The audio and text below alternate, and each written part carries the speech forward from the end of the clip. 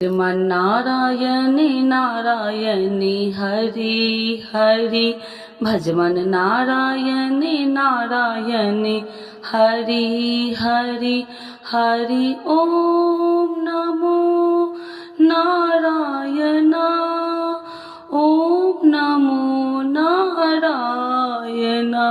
आइए भक्तों, आज सुनेंगे मार्गशीर्ष मास कृष्ण पक्ष बृहस्पति भगवान की कथा एवं आरती। तो एक बार बोलिए प्रेम से बृहस्पति भगवान की जय, लक्ष्मी माता की जय। कि प्राचीन समय की बात है। भारतवर्ष में एक राजा राज्य करता था। वह बड़ा प्रतापी और दानी था। वह नित्य गरीबों और ब्राह्मणों की सेवा सहायता करता था। वह प्रतिदिन मंदिर में भगवान दर्शन करने जाता था, लेकिन यह उसकी रानी को अच्छा न लगता। न वह व्रत करती और न ही किसी को एक पैसा दान में देती। राजा को भी ऐसा करने से मना किया करती। एक समय की बात है कि राजा शिकार खेलने वन को चले गए। घर पर रानी और दासी थी। उस समय गुरु बृहस्पति साधु का रूप धारण कर राजा के दरवाजे पर भिक्षा मांगने आए। साधु ने रानी से भिक्षा मांगी तो वह कहने लगी, हे साधु महाराज, मैं इस दान और पुण्य से तंग आ गई हूँ। आप कोई ऐसा उपाय बताए जिससे यह सारा धन नष्ट हो जाए और मैं आराम से रह सकूं। साधु रूपी बृहस्पति देव ने कहा, हे देवी, तुम बड़ी विचित्र हो। संतान और धन से भी कोई दुखी होता है। अगर तुम्हारे पास अधिक धन है तो इसे शुभ कार्यों में लगाओ, जिससे तुम्हारे दोनों लोक सुधरे। परंतु साधु की इन बातों से रानी खुश नहीं हुई। उसने कहा कि मुझे ऐसे धन की आवश्यकता नहीं जिसे मैं दान में दूं तथा जिसको संभालने में ही मेरा सारा समय नष्ट हो जाए। साधु ने कहा, यदि तुम्हारी ऐसी इच्छा है तो जैसे मैं तुम्हें बताता हूँ तुम वैसे ही करना। बृहस्पतिवार के दिन तुम घर को गोबर से लिपना, अपने केसे को पीली मिट्टी से धोना, केसे को धोते समय स्नान करना, राजा से हजामत बनाने को कहना, भोजन में मांस मदिरा खाना, कपड़ा धोबी के यहाँ धुलने डालना। इस प्रकार 7 बृहस्पतिवार करने से तुम्हारा समस्त धन नष्ट हो जाएगा। इतना कहकर साधु बने बृहस्पति देव अंतर ध्यान हो गए। साधु के कहे अनुसार करते हुए रानी को केवल 3 बृहस्पतिवार ही बीते थे कि उसकी समस्त धन संपत्ति नष्ट हो गई। भोजन के लिए परिवार तरसने लगा। एक दिन राजा रानी से बोला, हे रानी, तुम यहीं रहो, मैं दूसरे देश को जाता हूँ, क्योंकि यहाँ पर मुझे सभी जानते हैं, इसीलिए मैं कोई छोटा कार्य नहीं कर सकता। ऐसा कहकर राजा परदेश चला गया। वहाँ वह जंगल से लकड़ियाँ काट कर लाता और शहर में बेचता। इस तरह वह अपना जीवन व्यतीत करने लगा। इधर राजा के बिना रानी और दासी दुखी रहने लगी। एक समय जब रानी और दासियों को 7 दिन बिना भोजन के रहना पड़ा तो रानी ने अपनी दासी से कहा, हे दासी, पास ही के नगर में मेरी बहन रहती है, वह बड़ी धनवान है, तू उसके पास जा और कुछ ले आ ताकि थोड़ा बहुत गुजर बसर हो जाए। दासी रानी की बहन के पास गई। उस दिन बृहस्पतिवार था। रानी की बहन उस समय बृहस्पतिवार की कथा सुन रही थी।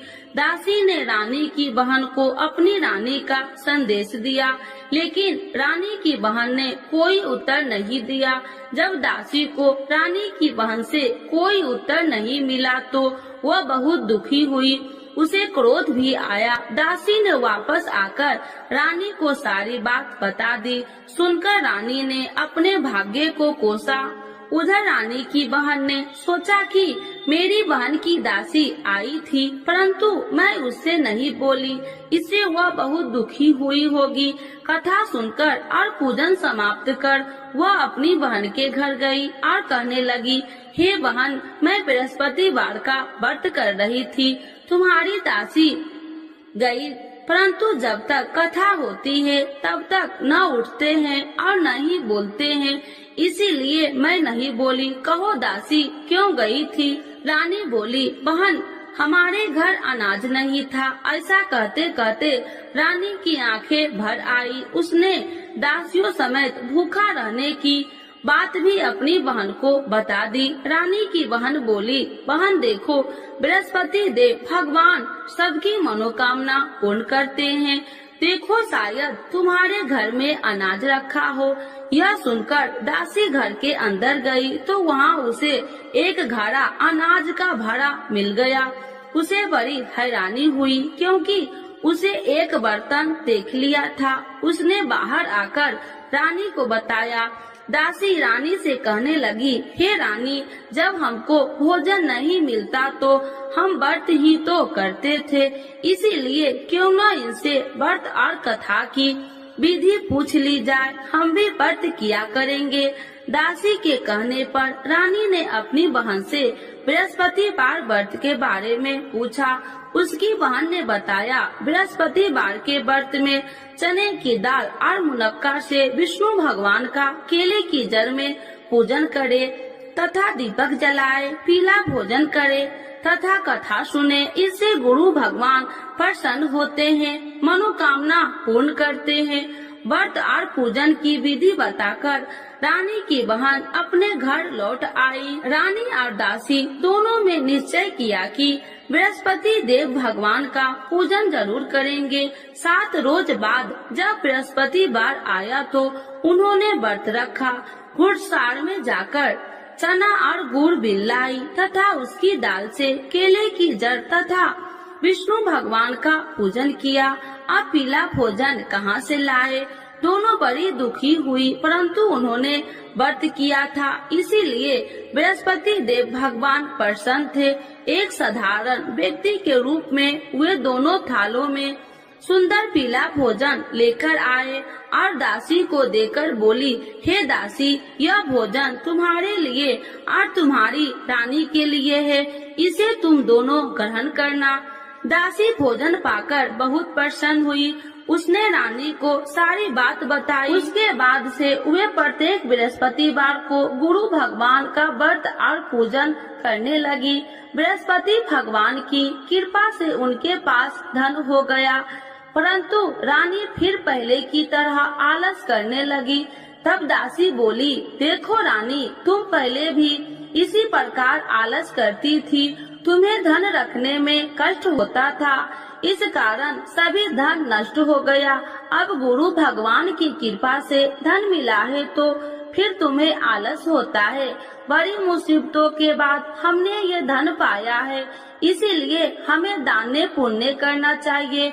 अब तुम भूखे मनुष्यों को भोजन कराओ, प्याव लगवाओ, ब्राह्मणों को दान दो, कुआं, तालाब, बावड़ी आदि का निर्माण कराओ, मंदिर, पाठशाला बनाकर ज्ञान दो, कुमारी कन्याओं का विवाह करवाओ, अर्थात धन को शुभ कार्यों में खर्च करो, जिससे तुम्हारे कुल का यश बढ़ेगा तथा स्वर्ग की प्राप्ति हो और पितृ प्रसन्न हो।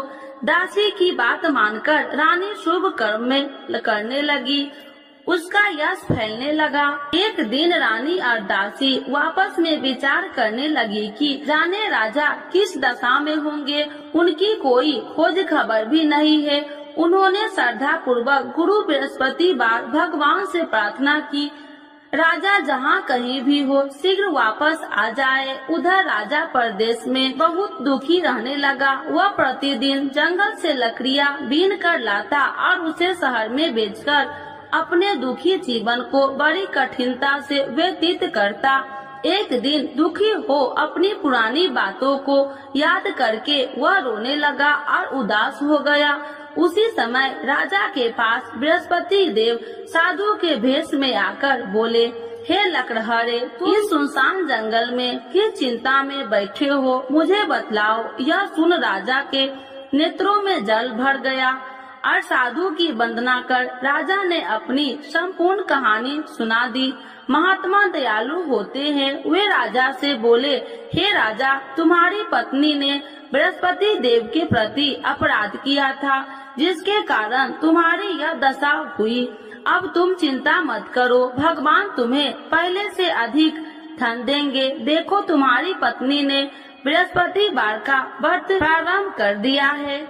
अब तुम भी बृहस्पतिवार का व्रत करके चने की दाल व गुड़ जल के लोटे में डालकर केले का पूजन करो। फिर कथा कहो या सुनो, भगवान तुम्हारी सब मनोकामनाओं को पूर्ण करेंगे। साधु की बात सुनकर राजा बोले, हे प्रभु, लकड़ी बेचकर तो इतना पैसा भई नहीं बचता जिससे भोजन के उपरांत कुछ बचा सकूं। मैंने रात्रि में अपनी रानी को व्याकुल देखा है। मेरे पास कोई साधन नहीं जिससे उसका समाचार जान सकूं। फिर मैं कौन सी कहानी कहूँ, यह भी मुझको मालूम नहीं। साधु ने कहा, हे राजा, मन में बृहस्पति भगवान के पूजन व्रत का निश्चय करो, वे स्वयं तुम्हारे लिए कोई राह बना देंगे। बृहस्पतिवार के दिन तुम रोजाना की तरह लकड़ियाँ लेकर शहर में जाना। तुम्हें रोज से 2 गुना धन मिलेगा, जिससे तुम भली भांति भोजन कर लोगे तथा बृहस्पति देव की पूजा का सामान भी आ जाएगा। धीरे धीरे समय व्यतीत होने पर फिर बृहस्पतिवार का दिन आया। राजा जंगल से लकड़ियाँ काटकर शहर में बेचने लगा। उसे उस दिन और 2 दिनों से अधिक धन मिला। राजा ने चना गुड़ आदि लाकर बृहस्पतिवार का व्रत किया। उस दिन से उसके सभी कलेश दूर हुए। परंतु जब अगले गुरुवार का दिन आया तो वह बृहस्पतिवार का व्रत करना भूल गया। इस कारण बृहस्पति भगवान नाराज हो गए।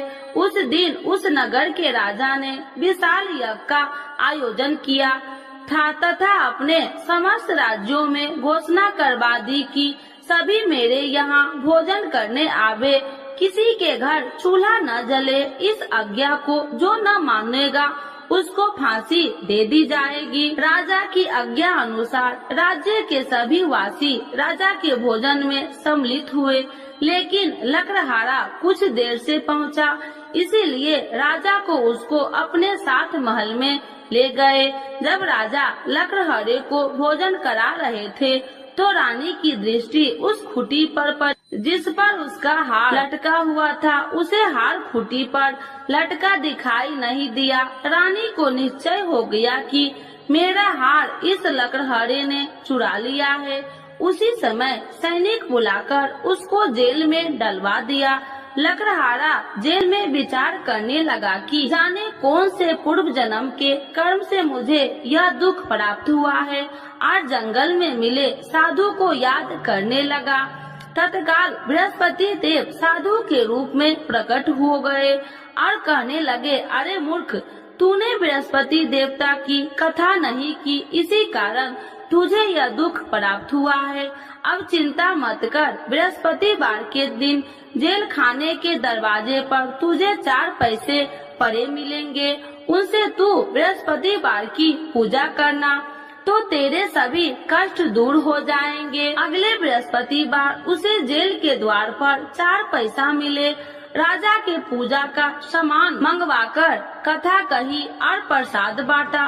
उसी रात्रि में बृहस्पति देव ने उस नगर के राजा को स्वप्न में कहा, हे राजा, तूने जिस जेल में बंद किया है उसे कल छोड़ देना, वह निर्दोष है। राजा प्रातः काल उठा और खूंटी पर हार टंगा देकर लकड़हारे को बुलाकर क्षमा मांगी तथा राजा के योग्य सुंदर वस्त्र आभूषण भेंट कर उसे विदा किया। गुरुदेव की आज्ञा अनुसार राजा अपने नगर को चल दिया।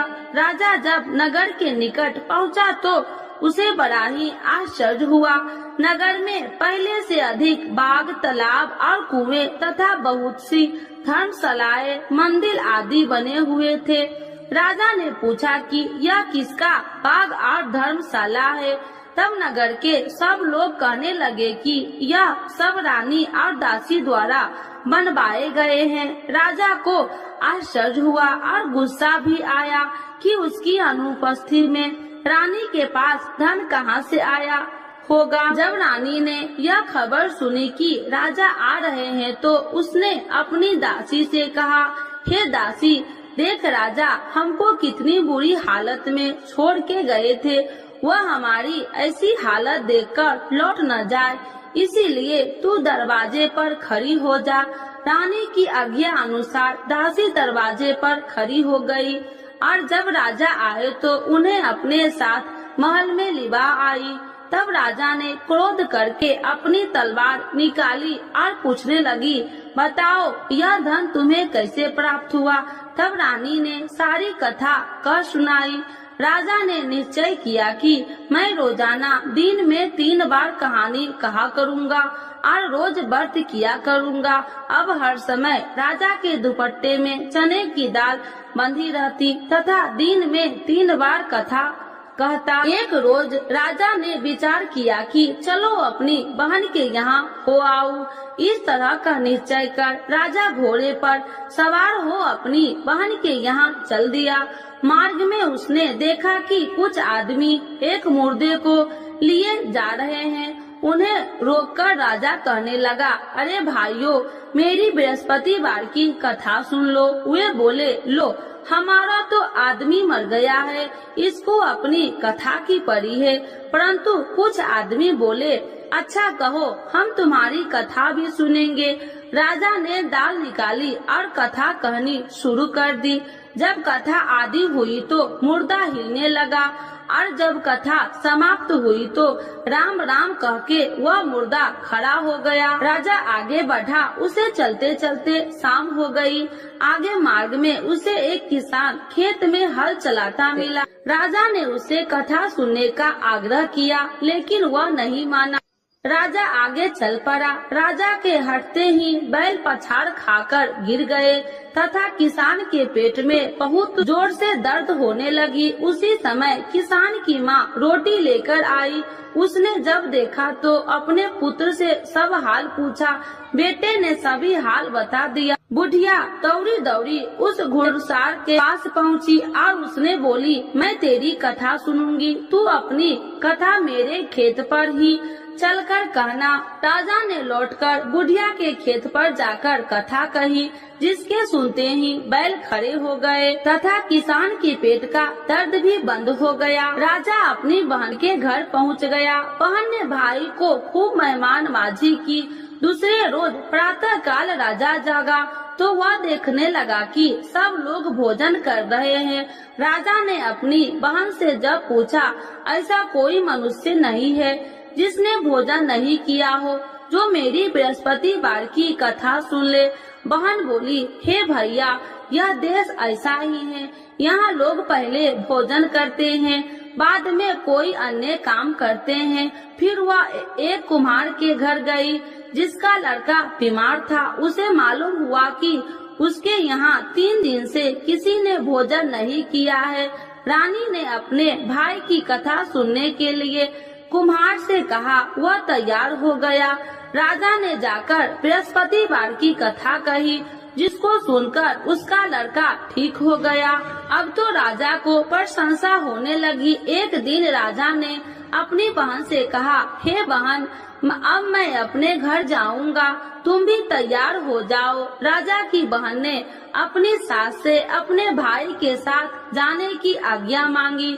सास बोली, हाँ चली जा, मगर अपने लड़कों को मत ले जाना, क्योंकि तेरे भाई के कोई संतान नहीं है। बहन ने अपने भाई से कहा, हे भैया, मैं तो चलूंगी, मगर कोई बालक नहीं चलेगा।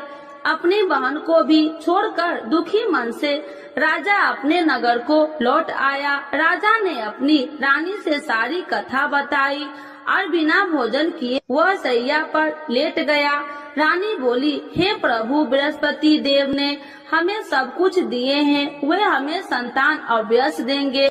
उसी रात बृहस्पति देव ने राजा को स्वप्न में कहा, हे राजा, उठ, सभी सोच त्याग दे, तेरी रानी गर्भवती है। राजा को यह जानकर बड़ी खुशी हुई। 9वें महीने में रानी के गर्भ से एक सुंदर पुत्र पैदा हुआ।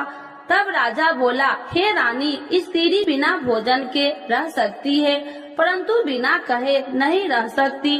जब मेरी बहन आए तो तुम मुझसे कुछ मत कहना। रानी ने हाँ कर दी। जब राजा की बहन ने यह शुभ समाचार सुना तो वह बहुत खुशी हुई तथा बधाई लेकर अपने भाई के यहाँ आई। रानी ने तब उसे आने का उलाहना दिया। जब भाई अपने साथ ला रहे थे तो तब टाल गई, उनके साथ न आई और आज अपने आप भागी भागी बिना बुलाए आ गई। तो राजा की बहन बोली, भाई मैं इस प्रकार न कहती तो तुम्हारे घर औलाद कैसे होती। बृहस्पति देव सभी मनोकामनाएं पूर्ण करते हैं। जो श्रद्धा भाव पूर्वक बृहस्पति वार का व्रत करता है एवं कथा पढ़ता है अथवा सुनता है और दूसरों को सुनाता है, बृहस्पति देव उसकी सभी मनोकामनाएं पूर्ण करते हैं, उनकी सदैव रक्षा करते हैं। जो संसार में सद्भावना से गुरुदेव का पूजन एवं व्रत सच्चे हृदय से करते हैं, उनकी सभी मनोकामनाएं वैसे ही पूर्ण होती है जैसे सच्ची भावना से रानी और राजा ने बृहस्पति देव की कथा का गुणगान किया तो उनकी सभी इच्छाएं बृहस्पति देव जी ने पूर्ण की। अनजाने में भी बृहस्पति देव की उपेक्षा न करे, ऐसा करने से सुख शांति नष्ट हो जाती है। इसीलिए सबको कथा सुनने के बाद प्रसाद लेकर जाना चाहिए। हृदय से उनका नमन करते हुए जयकारा बोलना चाहिए। तो एक बार बोलिए प्रेम से बृहस्पति भगवान की जय, विष्णु भगवान की जय, लक्ष्मी माता की जय। आरती श्री बृहस्पति देव की। ओम जय बृहस्पति देवा, स्वामी जय बृहस्पति देवा। छीने छीने भोग लगाऊं, छीने छीने भोग लगाऊं, कदली फल में बा। ओम जय बृहस्पति देवा, तुम्हें पूरन परमात्मा, तुम्हें अंतर्यामी, स्वामी तुम्हें अंतर्यामी। जगत पिता जगदीश्वर, जगत पिता जगदीश्वर, तुम्हें सबके स्वामी। ओम जय बृहस्पति देवा, चरणामृत निज निर्मल, सब पातक हरिता, स्वामी सब पातक हरिता। सकल मनोरथ दायकी, सकल मनोरथ दायकी, कृपा करो भरता। ओम जय बृहस्पति देवा, तन मन धन अर्पण कर, जो जन शरण पड़े, स्वामी जो जन शरण पड़े। प्रभु प्रकट तब हो कर, प्रभु प्रकट तब हो कर, आकर द्वार खड़े। ओम जय बृहस्पति देवा, दीन दयाल दयानिधि, भक्तन हितकारी, स्वामी भक्तन हितकारी। पाप दोष सब हरिता, पाप दोष सब हरिता, भव बंधन हारी। ओम जय बृहस्पति देवा, सकल मनोरथ दायकी, सब संशय तारो, स्वामी सब संशय तारो। विषय विकार मिटाओ, विषय विकार मिटाओ, संतन सुखकारी। ओम जय बृहस्पति देवा, जो कोई आरती तेरी प्रेम सहित गावे, स्वामी प्रेम सहित गावे। ज्येष्ठानंद बंद सो, ज्येष्ठानंद बंद सो, सो निश्चय पावे।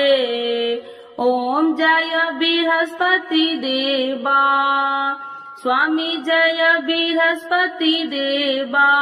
बृहस्पति भगवान की जय, विष्णु भगवान की जय, लक्ष्मी माता की जय।